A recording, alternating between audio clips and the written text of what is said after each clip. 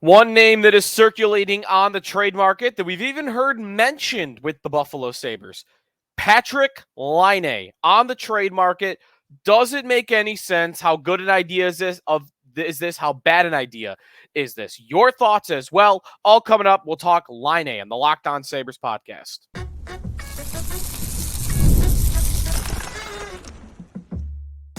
Your Locked On Sabres, your daily podcast on the Buffalo Sabres. Part of the Locked On Podcast Network, your team every day.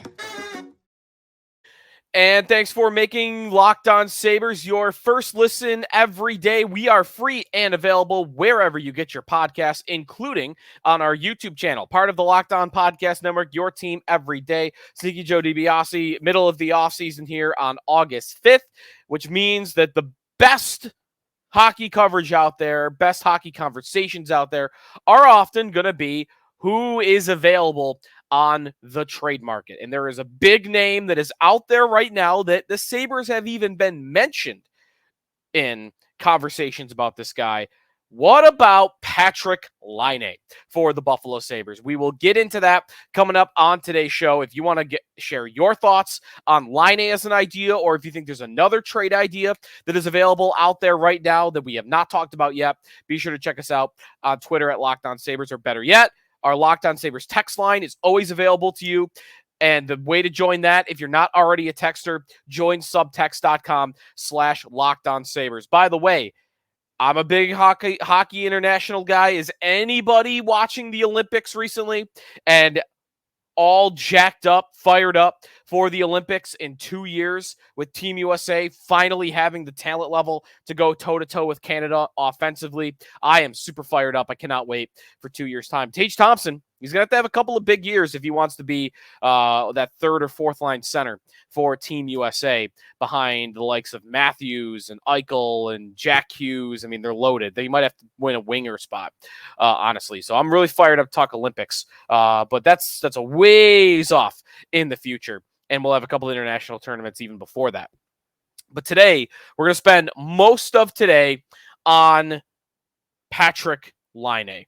There is a history here, not much of one. There's one play that comes to mind when I think Patrik Laine and I think Buffalo Sabres. Do you remember the giant monster hit that I might dare to say is the second biggest hit that I've ever seen live as a Buffalo Sabres fan? Of course, behind the biggest hit in NHL history, the most perfect hit in NHL history, which is Brian Campbell on RJ Umberger.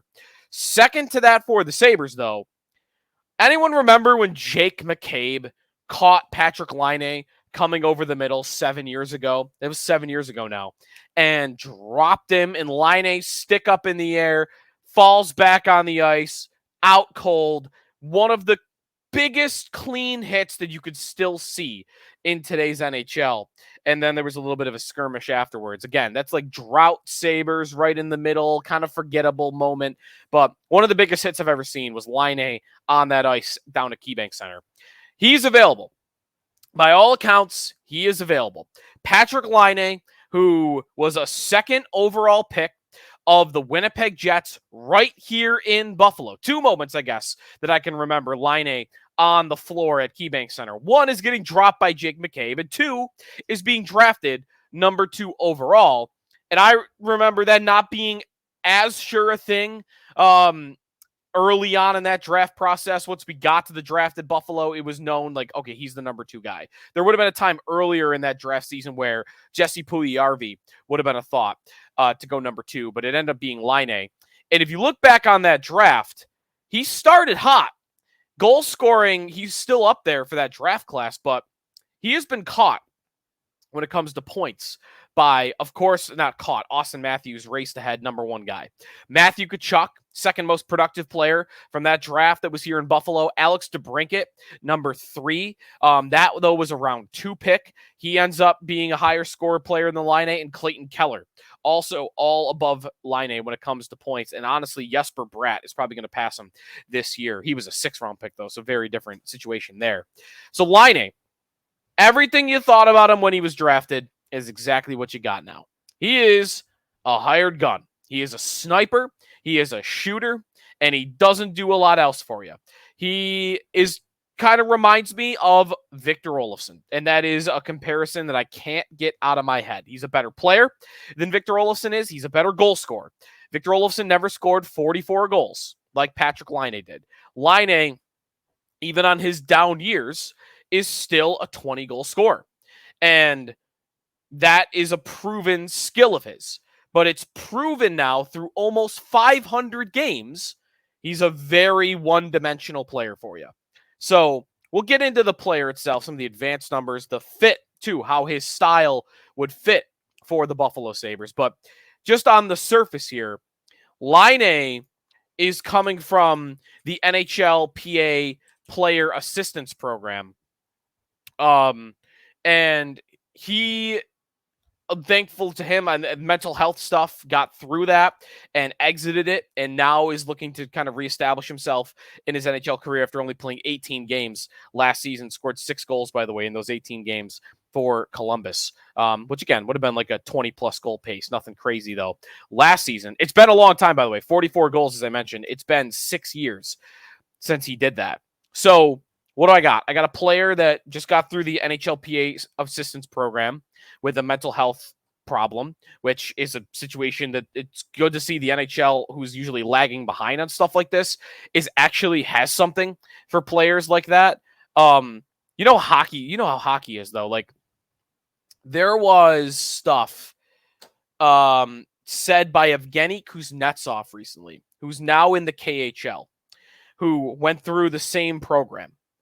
And he said he couldn't believe the amount of people in hockey that thought he was faking it. And that's, there's a little bit of hockey culture in there when it comes to the player assistance program and mental health crisis. Like, it's not as welcoming an environment, I'm sure, as basketball, for sure, that you've seen with DeMar DeRozan and Kevin Love over in that sport, and I'm sure some other sports too. I'm sure hockey still has some work to do in this department. But, and Laine has not said this, Kuznetsov said this, but it wouldn't surprise me if Laine didn't have the easiest time or all the support in the world going through that. And I would wonder, I really would love to be a fly on the wall. What does that sound like right now between him and the Blue Jackets? Were they full force behind him, fully supportive? Maybe they were. Is this more about Columbus? Because let's be honest, Columbus has a very tough time keeping star players, big name players in their city. They've lost a bunch of them. They've lost Rick Nash, their all-time franchise player. They lost Jeff Carter. They lost Artemi Panarin. They lost Sergei Bobrovsky. They lost Pierre-Luc Dubois. They've lost everybody that's come through there that was a big name. And Laine, he lasts 4 seasons there, ends up playing only 174 games, so barely over 2 seasons worth of games in 4 years. And now he's on his way, or will be on his way eventually. So, lot to get to. The player, though. The player, 204 goals in 480 games. Recently, what do we have for the player? 6 goals last year, as I mentioned, 22 goals the year before in 55 games, a little bit closer to a 30-goal pace in Columbus. 26 goals in 56 games the year before that. Again, about a 30-goal pace. So had he played full seasons, he's had some injury problems along with the player assistance program. He might have had 3 consecutive 30-goal seasons had he played all the games. But he didn't, and that matters, and that counts. You got to know how reliable are you to stay on the ice. And I'm going to focus more on the injury part for this question. Right now, that's a question. Advanced numbers, when you look at his evolving hockey page, he's kind of what you would expect. Offensive percentile, 61st percentile offensive player. Expected goals above replacement, pretty good at 5-on-5. Actually, in the last 3 years, not the power play specialist that you might expect. His goals above replacement on the power play, average. League average.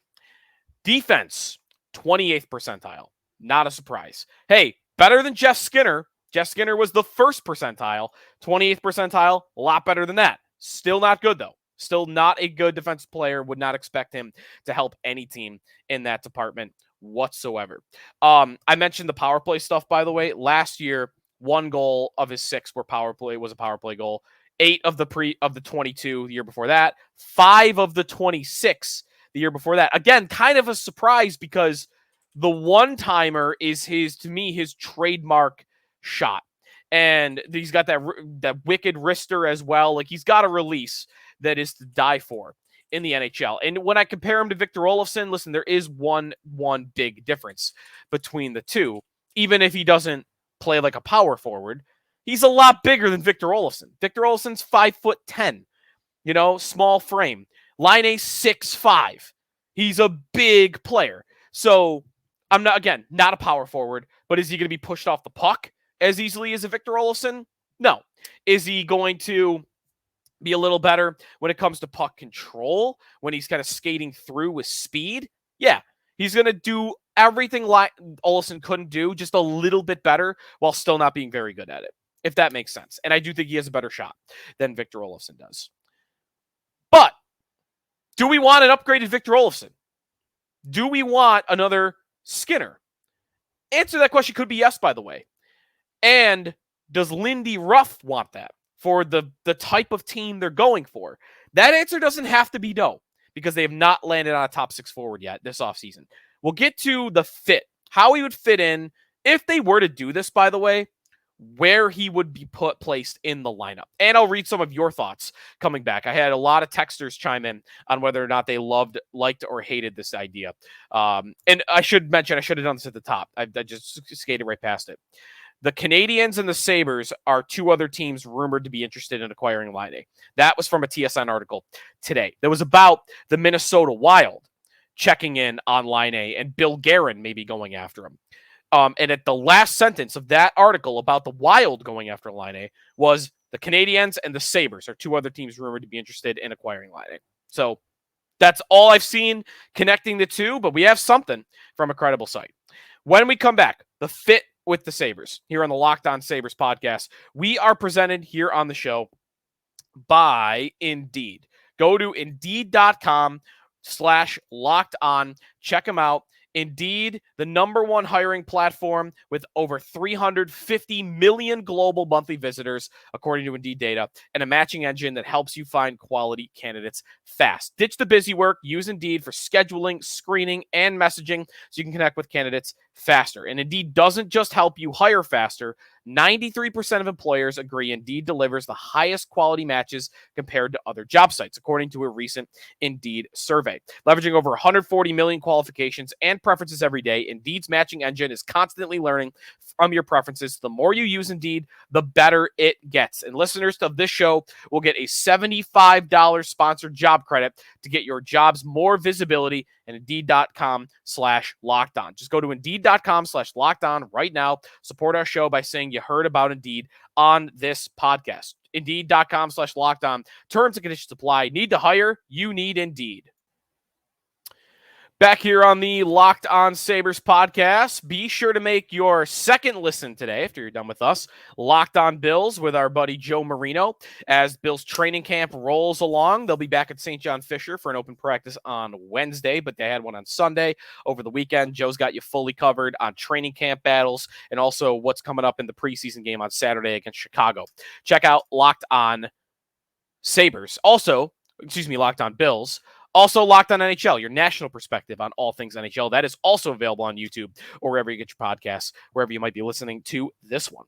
So, before we get into more about Laine and the fit, and some of this will be about the fit, let's hear from some of our texters.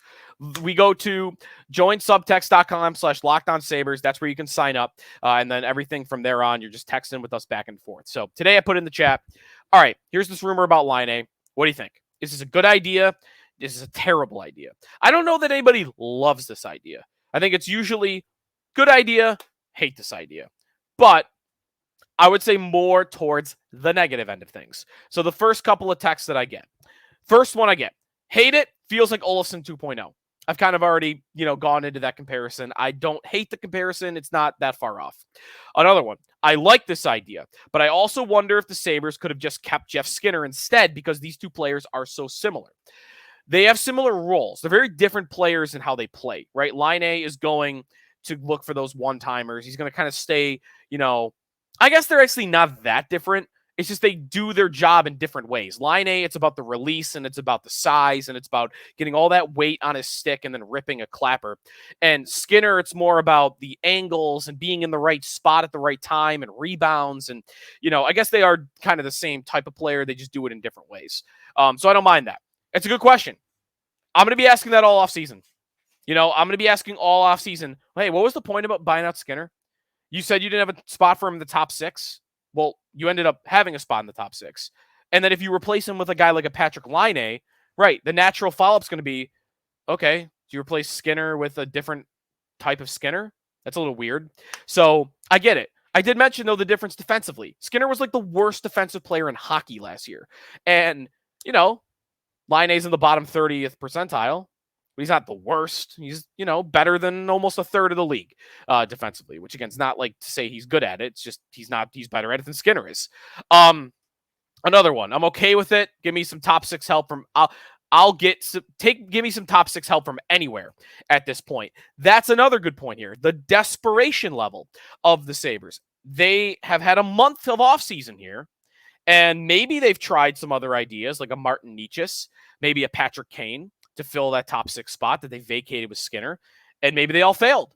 And now, last pick at the trough, what's left? Oh, Patrik Laine. Maybe that's the idea, that we tried other ideas. This wasn't our favorite, but it's all that we got left.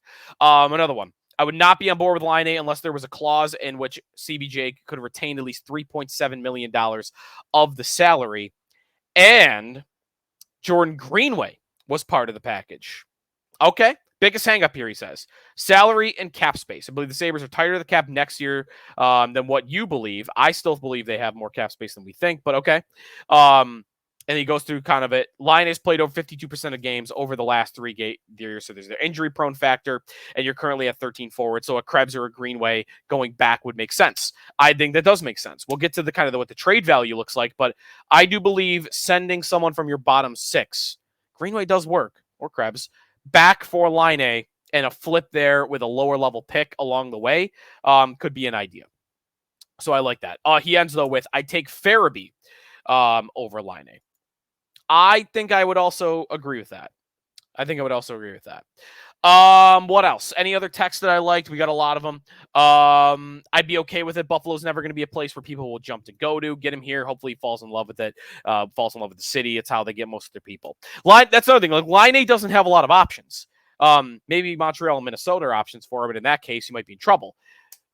He's looking to rebuild his career. And those are the types of guys usually the Sabres can get to come here. So for me, the fit. I do wonder if he fits what Lindy is going for. Lindy wants to be harder to play against, right? And again, Laine being 6'5", if you're going to have a one-dimensional offensive goal scorer, Laine versus Skinner versus, Olofsson. He's bigger. He's probably tougher to play against than at least those two, so it does kind of improve that in the same type of role. So I guess that part kind of works. But he doesn't fit elsewhere what they're doing. They're trying to be better defensively. They're trying to be a faster team. They're trying to be a stronger team. And I don't think Laine fits a lot of that. He would fit better, but he doesn't still fit well, if that makes sense. The line combinations. That is where I actually do think he'd have a spot. You'd put him right on the top line, I think, as a right winger, or if you want to put him on his offside for the one-timer with Tage Thompson and Alex Tuck. I think you'd just put him right up there. And you'd have a giant first line, by the way. Not the most physical line, but 6'7", 6'5", and 6'5", right? For those three, you'd have a big line.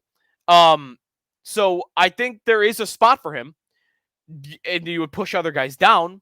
And I think that's fine. I mean, you're taking whose spot away? Jason Zucker out of the top 6, or you're taking Zach Benson out of the top 6 and put him back on the third line, which I kind of think is where he should be this year anyway. So to me, there is a spot in the top 6. If I could make the best case for the fit, it's that. And it is, I guess I shouldn't go too far with the power play point, though, because as I've kind of pointed out, he's not the best power play player as you would have thought. It's been a while. He was very good power play-wise early in his career, and I guess that's what you're trying to rebuild, right? In 2018, he had 20 power play goals, which led the NHL. The next year, he had 15. He's never had more than 10 in a season since. Maybe they can rebuild the power play ability that he had then. And as a right winger, put him on his offside maybe from Tage Thompson, maybe have him the one-timer on the second unit. I think you could find a way to make him at least a little bit useful on that power play unit. So the fit, it's not perfect, but it's also not terrible. The fit contract-wise, as our texter went into a little bit, you got an $8.7 million cap hit for this year and next year. And then that's it. To me, that fits. To me, that does fit in. Maybe you can get them to retain some salary. Cap-wise, I'm not as worried as the texter about next year. I think they'll be completely fine next year when it comes to the cap. So 8.7 for 2 years, to me, that's not inhibiting at all to them. I think they could easily fit that in this year, and I think they could fit that in next year. So not worried about the cap hit whatsoever for Laine. So it's not the worst fit. It's not perfect, but it's not the worst fit. Now, what about the trade value? The trade value is where I start to really get interested in the idea. And then I'll summarize where I'm at. It's never going to be my favorite idea. It's not my least favorite idea ever, though. It's kind of where I'm going to end up. The trade value is really interesting here. That when we come back here in the Locked On Sabres podcast, we are presented here on the show by FanDuel Sportsbook. And with the Olympics going on, I mean, I can't get off FanDuel right now with the Olympics because basketball is super interesting right now. You've had the gymnastics events, a lot of cool, fun stuff going on. This summer, FanDuel's hooking up all customers with a boost or a bonus daily. That's right. There's something for everybody all day, every day, all summer long. You got baseball going on right now, by the way. Listen, if you're looking for something to have a rooting interest in, you could decide which side you want to be on. The White Sox have lost 20 games in a row and are 60 games under 500, and it might be the worst baseball team of all time. And I don't know. You want to bet on the streak to continue? Maybe you want to bet on the streak to end? Check it out. The odds are over at FanDuel Sportsbook. You're going to get some plus odds for sure if you're betting Chicago to win. NFL preseason, by the way, available to you as well with the Bills coming up. A lot of cool stuff there. If you think you got a good idea of like who's going to be playing, who's not going to be playing, maybe you can take advantage. Try to take advantage. So head over to FanDuel.com. Start making the most out of your summer. FanDuel, official sports betting partner of Major League Baseball. Final segment here on the Locked On Sabres podcast. Patrik Laine as a trade idea in the middle of the summer here. It sounds like he's probably going to get dealt eventually. We just have to figure out where and whether the Sabres make sense for that. So, what about his trade value? Because right now, he's kind of the market. Like, maybe there's a Joel Farabee trade out there still. Maybe there's a Trevor Zegras idea still. But Laine is the guy who's more top of mind, I think, at the moment. So, what will it cost to get a guy that's got 2 years left on a contract that is expensive for the player that he is, and for a guy that, again, he's had some mental health stuff, and I don't know how many teams want to deal with that. He's had injury problems. I don't know how many teams are going to want to deal with that. He's a one-dimensional player. How many teams are going to deal with that? I don't think there's going to be a robust market.